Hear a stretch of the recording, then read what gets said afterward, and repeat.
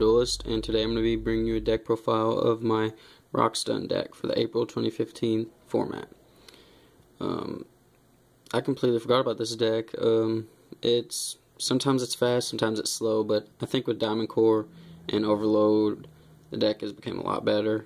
So anyways, let's get into it. We got 3 Overload, he takes care of summons, 3 Guardian, he takes care of monster effects, 3 Sandman, he takes care of traps, and 3 Wall, he takes care of spells. That's it for the Quackimera lineup. That's all you need for a Rockstun deck. Then we have 3 Fossil Dyna. Neither player can special summon, and when it's flipped face up, destroy all special summon monsters on the field. It's great for just the meta game today. Everybody's special summoning, even this deck, but of course not when you have him on the field. Then 2 Block Golem. He gets back your Fossil Dyna or your Quackimeras from the graveyard. He's really good. I'll probably bump him up to 3, but I'll have to take something out. Not sure what yet. Then I got 1 Neospatian Granmo. If he ever goes back to 2 or 3, I'm definitely going to be running more, but he's at 1.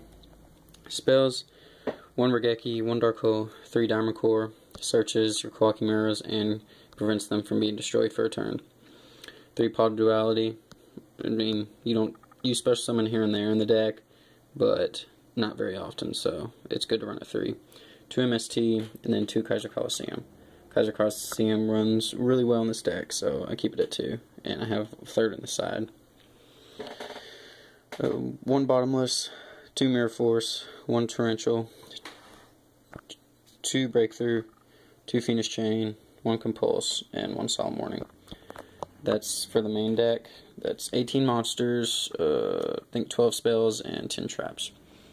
Extra deck: 1 Carnogorgon, 2 Go Goliath, 1 Papilloperative, 1 Black Ship of Corn, 2 101s, 1 Castell, 1 Maestroke, 2 Lavalval Chain, 1 Dweller,